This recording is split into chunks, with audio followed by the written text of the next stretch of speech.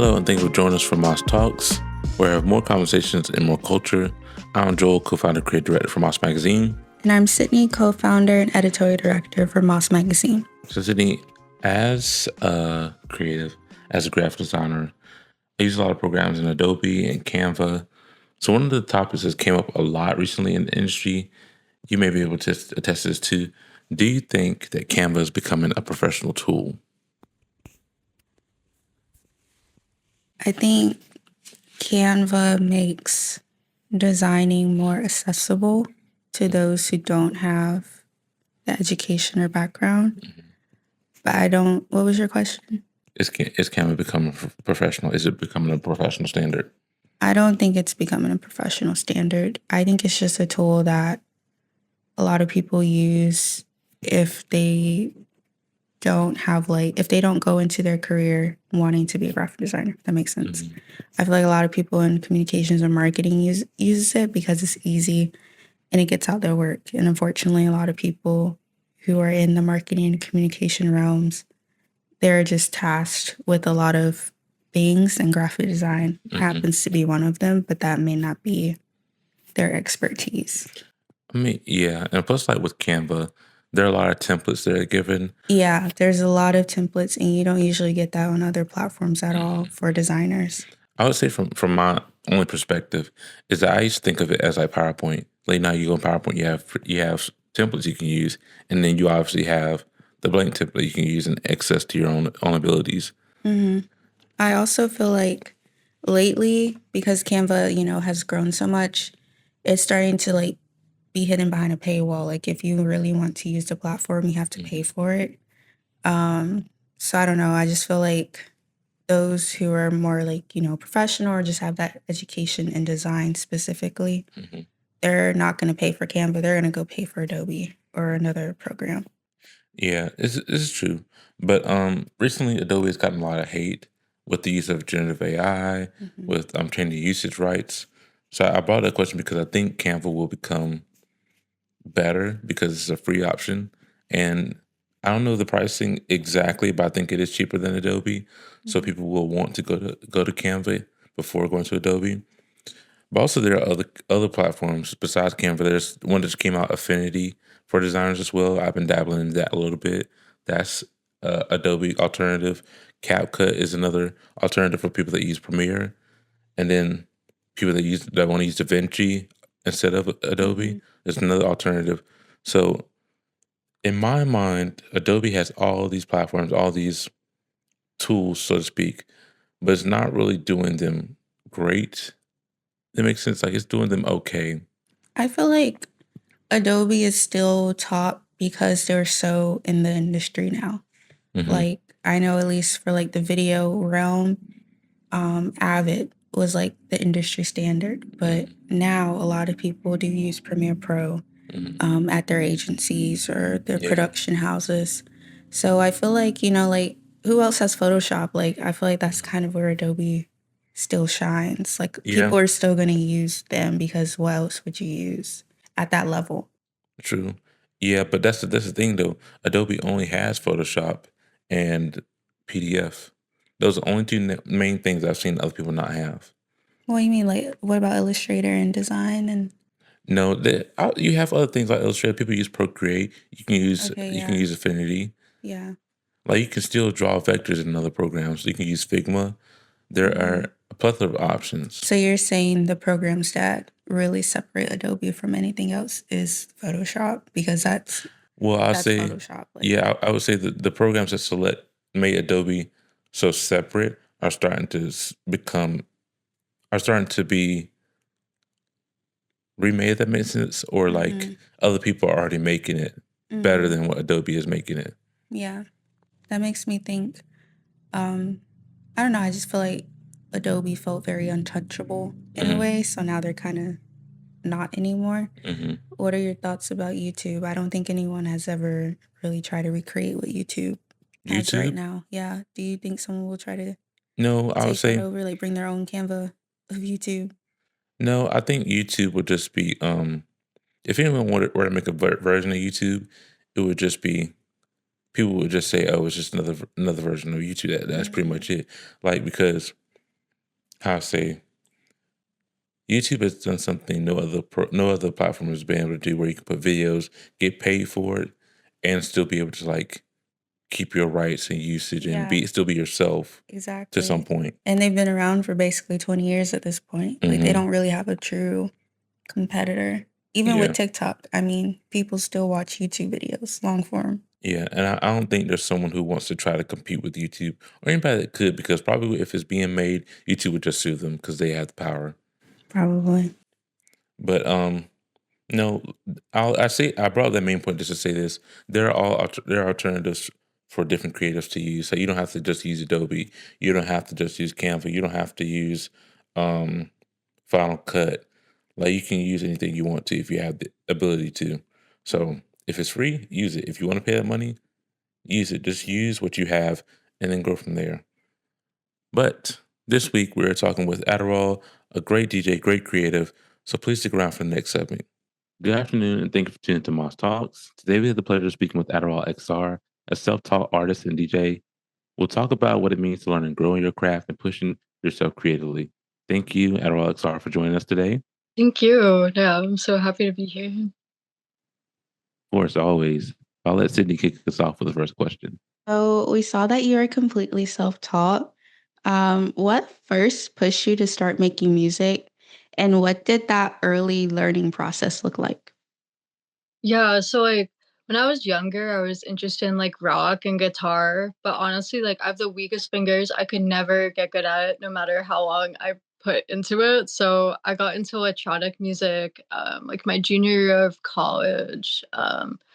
And when I first started, it was not good because like I did not know anything about mixing, mastering. I didn't even know what that was or like audio levels. Like my first couple of tracks, you like play them and it's just all over the place. Like the vocals are quiet, the bass is like crazy. So I started watching just like YouTube videos like okay, how do I make this sound like the songs that I like and how do I sort of get into like the production aspect of a song and not just like the raw ideas with literally no adding compression or anything like that. So I sort of just got so into it that like every day like after class I would go and I would spend time learning on like how to improve. um, when I first started like using my DAW, like I used Soundtrap. That was my first DAW. I started to improve a lot because like they had all these tutorials and it was like a lot easier than like how I started. Because I started literally with no knowledge. I didn't even know what a DAW was. I was like, I'm gonna just make stuff in iMovie. I'll like screen record me playing on these like random like piano apps, and then I'll like just convert the video to MP3 and I got tired of doing that after a while. And yeah, I basically just kept leveling up and up. Like now I use like a mix of like Soundtrap, BandLab, and Logic, and I've like basic understanding of those DAWs now after a lot of work. So Yeah, that's so cool, and I love, like, the progression in it because like, it's a true passion for you, and, like, I can see that as you explain, like, you leveling up and learning more and changing your process, so, like, that's a big deal, to, like, s realize you have a passion for something and then, like, put your all into it and, like, improve with it and be better and get better, so I really applaud you for that, and I just think that's really cool. you I remember when I forgot what app it was where people would mix different instruments and it would just be like some people would just do vocals. It's like even just hearing that brings me back to those days when it would just be acapellas of songs. So yeah, that I thought was really interesting. But on to our next question. Your music leans into futuristic and pulls from pop, technical, and industrial. How did you start finding or developing the mix of sounds that feels true to you? That's a good question. I feel like I'm just really into sort of like futuristic worlds, like and things like that. Like I love like dystopian novels and like science fiction, and I wanted to like reflect that in my music. So I started experimenting with like different synths and things that I guess I felt like sounded like futuristic. Like I wanted my music to sort of sound like it's almost like from the future, and so I got really into like different vocal effects too to try to get that sound like I wanted the vocals to sound like super compressed, super auto-tuned, super, just modulated to kind of get a unique sound in that way. Nice, and I love Yeah. that, like, you're finding little elements to like make your sound what it is. I feel like everyone kind of has like a signature, so I think it's really cool that like you're using like your vocals and stuff to kind of, figure out what your signature is going to be. You've talked about pushing past anxiety to share your work when you submitted some info to us. So I want to know, how did you learn to trust your music enough to put it out into the world? Honestly, like the biggest thing was just like not caring about coming off as cringe or like what everyone thinks. Because like if you love what you do and you're genuine about it, people will be like, oh, you're cringe, you're trying too hard, whatever. But I just feel like you can't really think about what other people think as an artist because even like, the best artists out there, there's people who are going to hate on them too. And you just can't take it personally. I mean, when I actually did share my music, it's not like I received like so much negative feedback ever or anything. But I think in my head, I thought I maybe would. And I think just like sharing it and not worrying about like the worst case scenario is so important. Because honestly, the reaction is always going to be better than you think. Yeah. Yeah. There's like power in putting yourself out there. I always say the worst that can happen is no. And like that doesn't really like change your life. It's like, Yeah. okay, moving on. And it's kind of something also that like Joel had to teach me too when we started this magazine. Our first magazine was like, I don't even know, 20 pages, if that.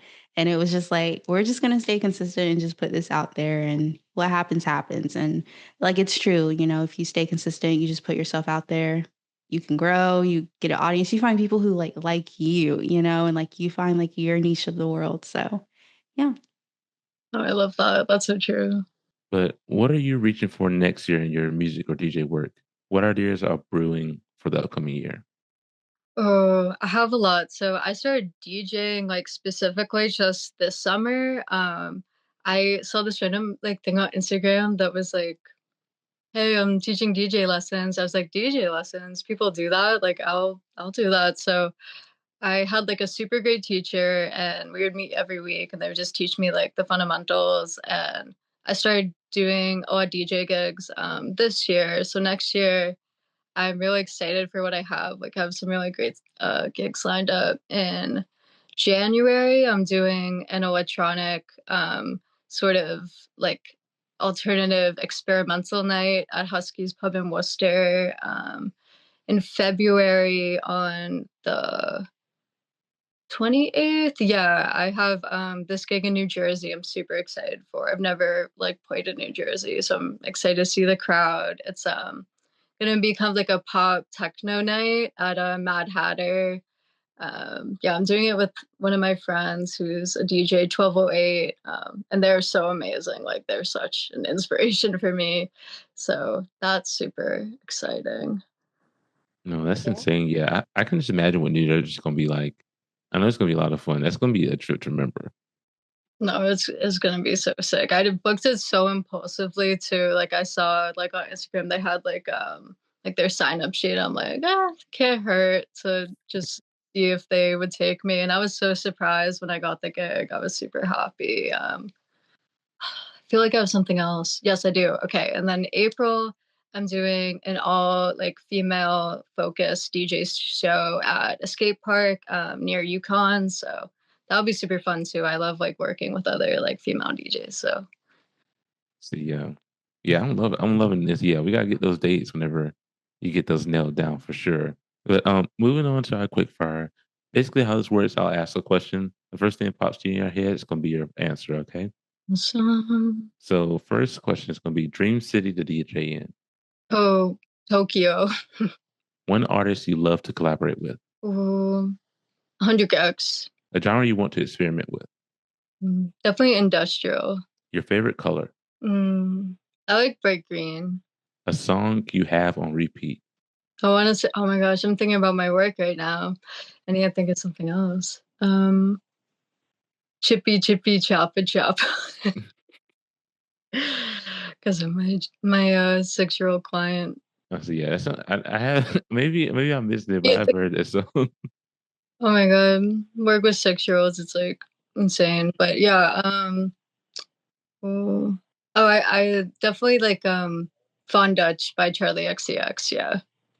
So going over some of your answers. So the first one, you said Tokyo. What are you thinking in Tokyo? You thinking more like underground? You thinking like a big venue? What's your idea when you go perform in Tokyo?